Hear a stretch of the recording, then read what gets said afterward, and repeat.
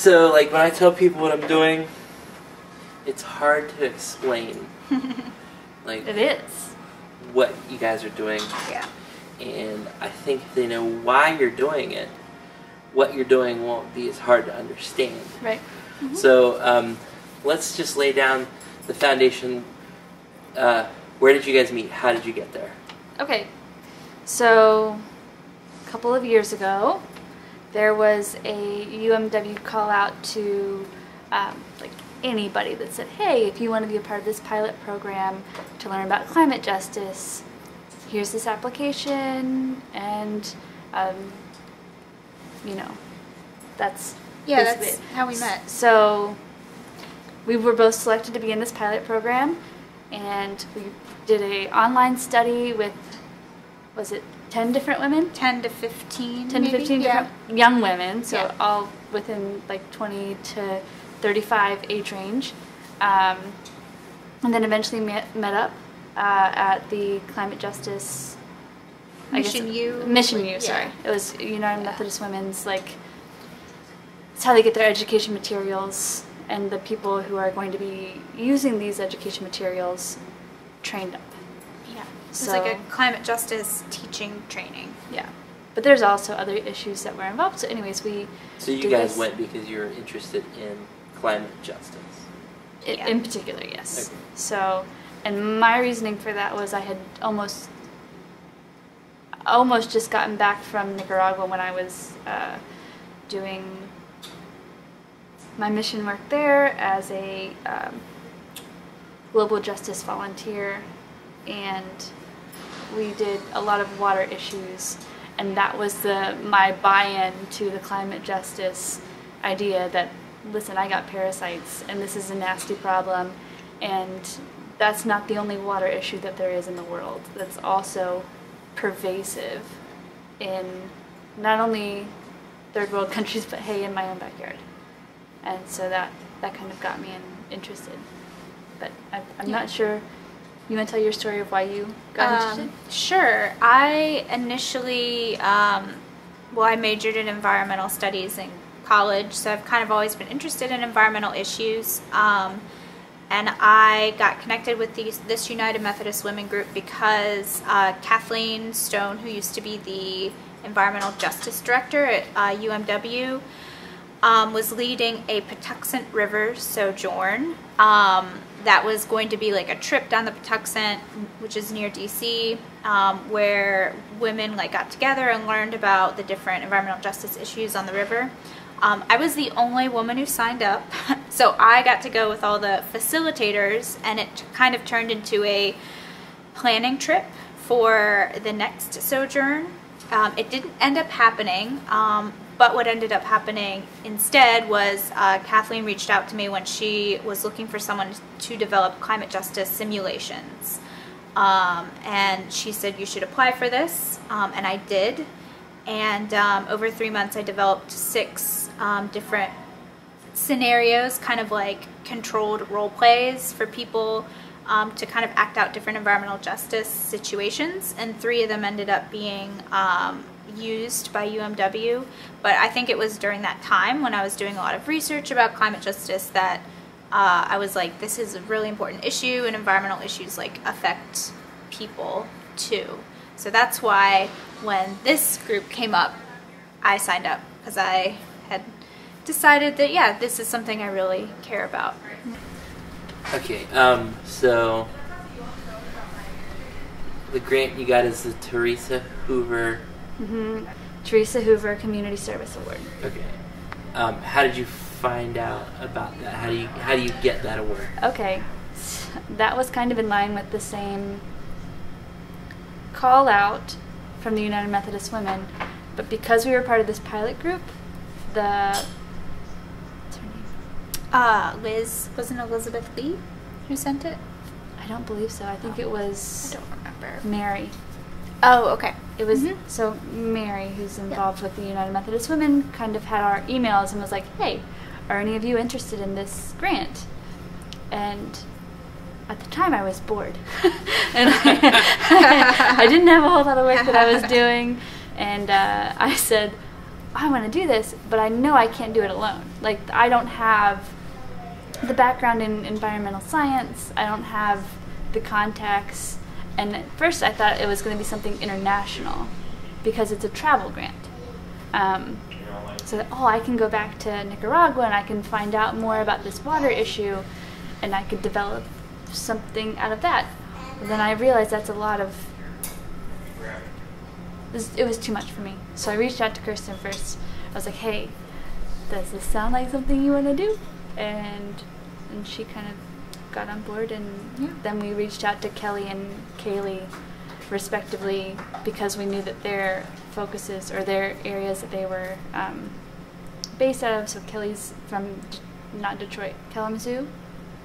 Anyway, she's from Michigan. So we thought we would connect it to Flint. And Kaylee's Native American, and so we thought we'd connect it to the Native American water issues that are kind of all over in the United States.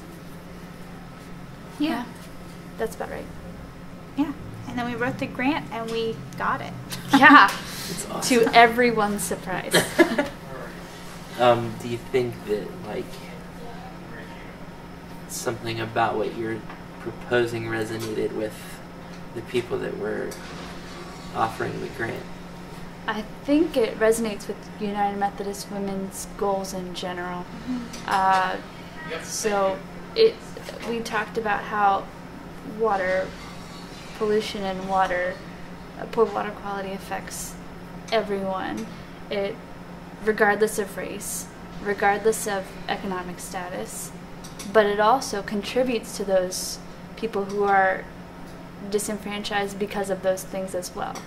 So people who are Native American are habitually marginalized, and their land is adjacent to toxic wastelands. Same with African American communities and neighborhoods are more likely to be located closer to areas where water quality is poor. Same with poverty. If you live in poverty, it's more likely, like in West Virginia, if you live in a state that can't afford to make the roads good, they're probably not going to spend too much money on water care either, just because they can't. And that's just an issue that it just goes along with it. So the United Methodist Women's kind of common goals: women and children's health, racial justice, climate justice, economic justice. It touches on all those. And I think that was one of the reasons why it might have resonated with the people who we were asking for them to consider us in our project. So, what are you doing? So what we're doing is we're going to 3 different communities that we know of, that we know have had issues or are having issues with water quality and water injustice. So those are West Virginia, the communities of West Virginia, Flint, Michigan, and we'll be going to a Native American reservation in Delaware. The Nanacoke, which one of our project partners is a part of. And we are collecting stories and meeting with community organizers to look at both the problems and the issues that people are facing, and also look at what people are doing about it. The purpose is to raise awareness about this problem with the UMW community by putting a face to the problem, and then it's also to direct resources to the organizations that are doing something about it. So we want to, I would say it's raise awareness and then drive people to action. I think that's pretty accurate. Especially education is part of our grant that we said we're going to produce educational materials to be used for anyone who wants them, basically. So we're constructing a blog, we're doing videos, we're doing pictures and read an article. Yes. and what's it? Oh, like pamphlets and things like that. Yeah. Which will be So, readily available to anyone who has an interest, and and hopefully that will cause people to either say this is something I want to get involved with, and they'll have a resource to tell them how, or they'll say this is something that really moves my heart. I want to give some funds to these people who are really doing good work and help them in that way. So I think that's the goal. Yep.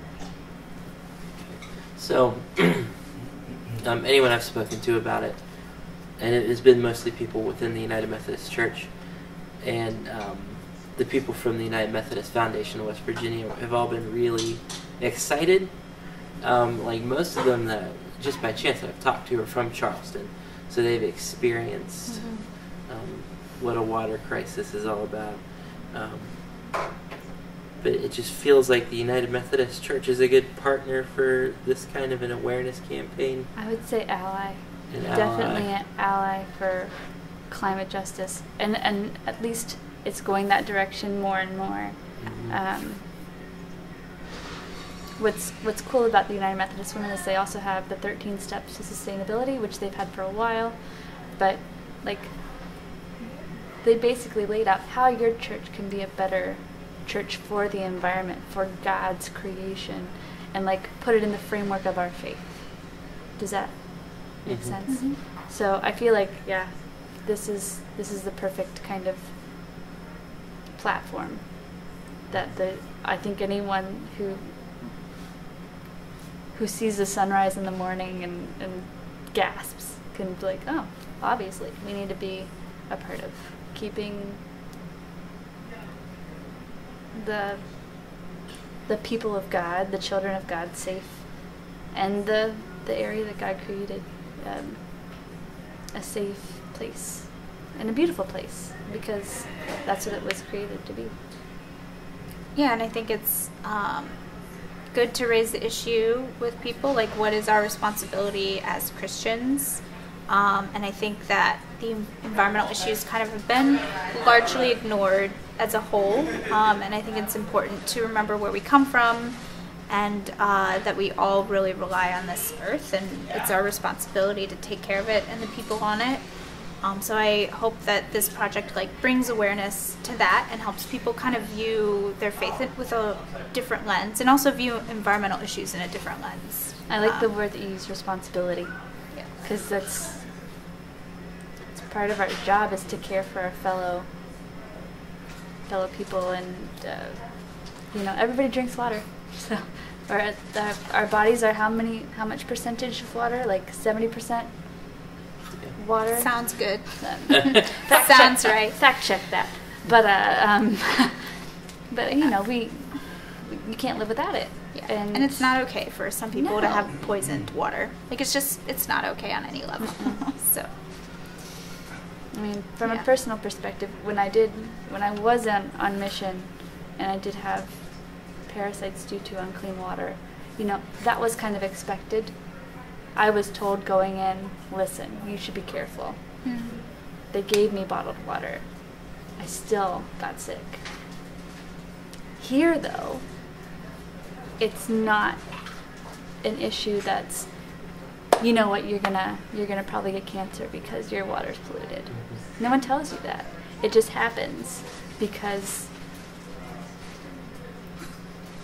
certain people are irresponsible with the way that they use land and the way that they extract resources and the way it affects people.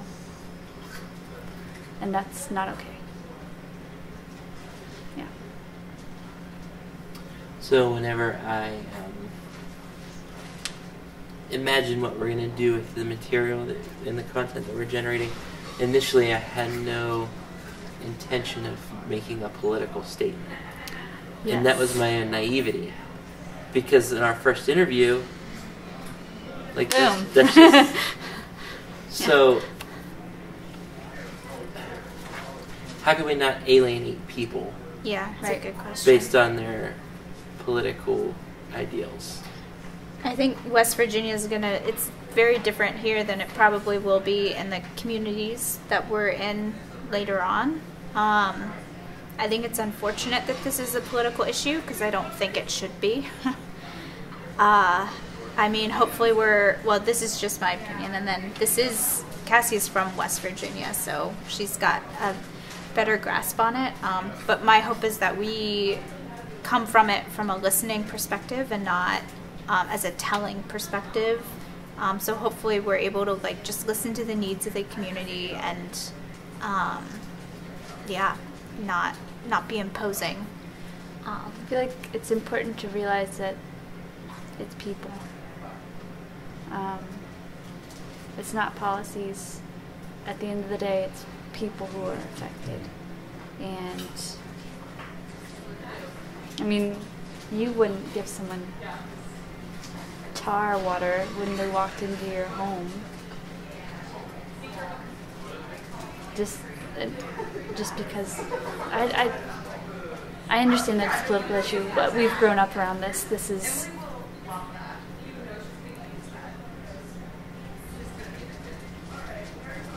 I don't know how to not politicize it, but I know that making sure that people see faces and not just bullet points or not just statistics, that I feel like that changes things. Because people have died, and by no fault of their own. They didn't choose to be born where they were born. They didn't choose to have the environment around them that was, and I don't want people to feel offended. I don't want anyone to feel like I'm singling any one person out for wrongdoing, or I'm not a judger in this process. Like Kirsten said, I'm a person who wants to hear the story, and I'm a person who thinks that the story should be heard, and that these people deserve to have that voice, especially if they haven't had it before. Does that make sense? Mm-hmm. Is that? I mean, it's not exactly answering your question. That was the answer. If there is one. That was, it's more that it shouldn't be about policy. It is about policy. Mm-hmm. That's how you change things, is policy. But right. but the bare bones issue is that it's people.